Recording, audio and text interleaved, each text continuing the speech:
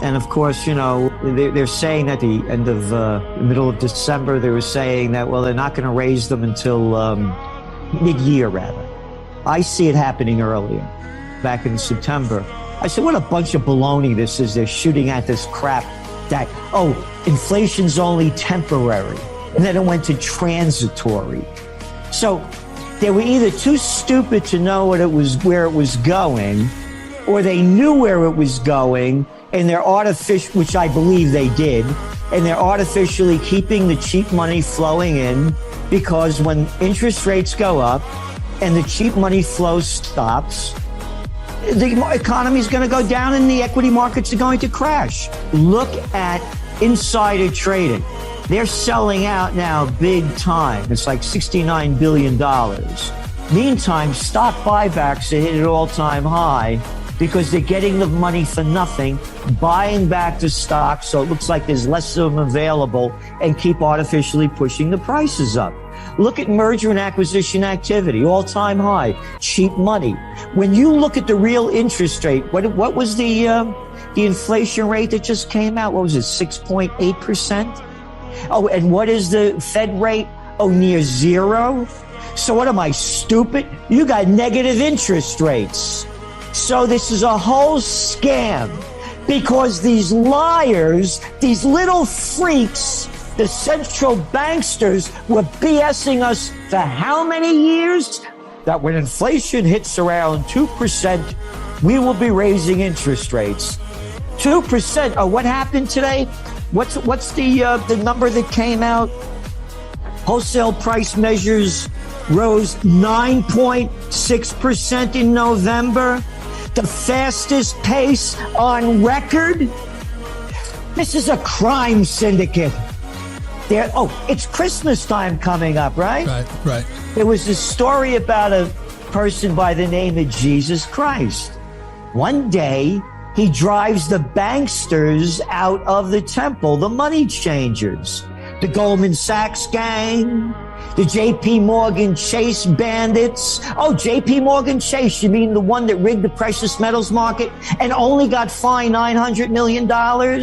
Oh, yeah, those banksters. Nothing has changed. And by the way, 3 days later, he's up on the cross. So you don't screw with the banksters. This is criminal what's going on in America. It's a crime right in front of our eyes. Oh, you're too big to fail. Hey, we screwed all these people with subprime mortgages, derivatives deals, all this crap, and now we're losing money? Give it back to us. Okay, so what did the Federal Reserve do from 2007 to 2010? Oh, they only pumped in $29 trillion into the system for the banksters. What's important for everyone to know from a guy that's been there, and I have pictures of me. I picked up Ronald Reagan at the Chicago Hilton, 1976. I was 30 years old, and he was the keynote speaker at our event, and I put on a brunch with him and our board of directors. Picked up him and Mike Deaver, and got in a taxi cab. This 2 days before he's announcing he's running against Jerry Ford. I've been with presidents, prime ministers, and princes. The people in politics are the dumbest pieces of arrogant crap you could find. Look at a guy who's playing president. The guy's been sucking off the public tit his whole life. Oh, this guy up in New Hampshire, after 50 years, he just retired. 50 years? These are the dumbest, arrogant, pathological, lying sociopaths. Here, I'll ask you one question. Show me one great thing the government has done. Show me one, tell me one. How could the markets keep going up? So for 2022, again, I do not give financial advice, and I have to make that very clear, or else they come after me. Right. Is GSB, gold, silver, and Bitcoin.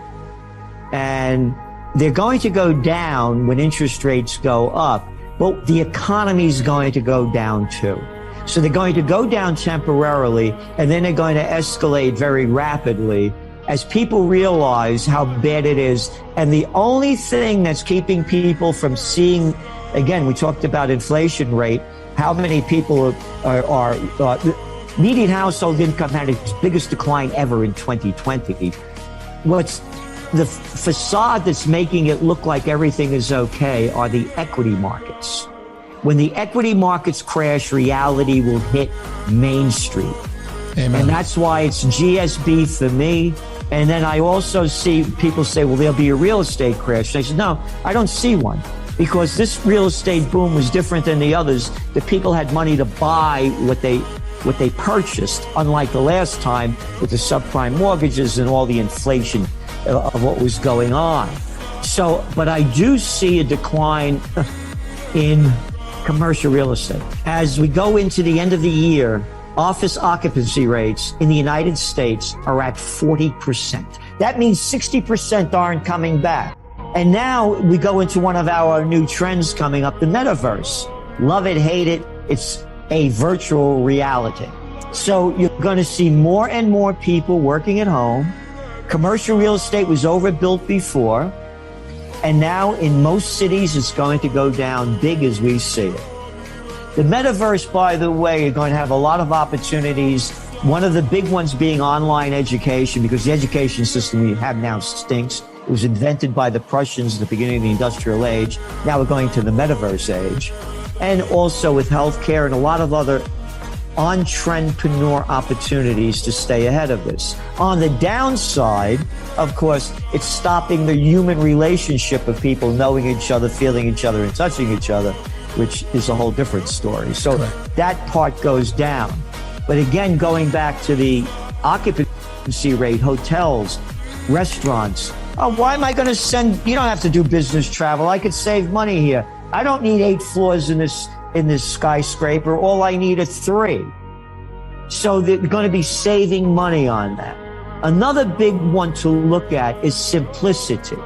You're going to start seeing things going back to simplicity for smart companies that are going to take advantage of it.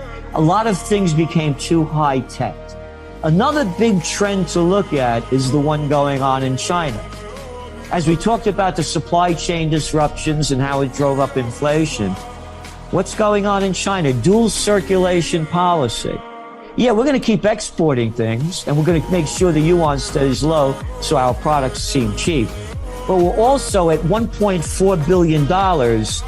We want the people to buy made in China, dress made in China, sing made in China, be made in China. Self-sufficient economy, dual circulation. And that's what America should be if it wants to get back up, because we have all the human and natural resources we need. We wouldn't have a supply chain disruption. Here I am in Kingston, New York, where the Gantt shirt factory used to be and shoe factories and everything. Now, everything comes from overseas. So the smart nations are going to be as self-sufficient as they can be. The billionaires don't want the middle class because all they want are workers of Slavelandia. They brag that they're paying $15 an hour. Who can live on $15 an hour? Oh, what was the inflation rate? Only, 6.8%? How much did wages go up? Oh, I think about 4.6%. Oh, yeah, the real inflation numbers, according to John Williams Shadow Stats, who I deeply respect, because they rigged inflation numbers for 2 reasons. Number 1, so they wouldn't have to raise interest rates so the bigs could get all that cheap money. And number 2, so you wouldn't have to pay more in Social Security because it was attached to interest rates. The real interest rate is about 15%. So now the bigs, they want cheap labor.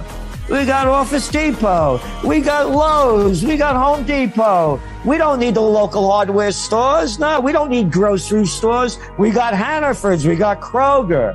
And we want cheap help. And this is the difference, too. When they had all those local stores, the people that worked in them saw a future. They'd say, maybe I'll do this when I get old. Or else they moved up the chain because the people they were working with appreciated it. Gone. Now you go to Starbucks, whoop, you're stuck in Starbucks, or when you got there, where you are, and you could be there for years. And that's my greatest concern. And this is one to look at. What's going on in Turkey. The inflation rate in Turkey, the actual inflation rate, is over 40%. The Turkish lira has declined over 45% this year alone against the dollar.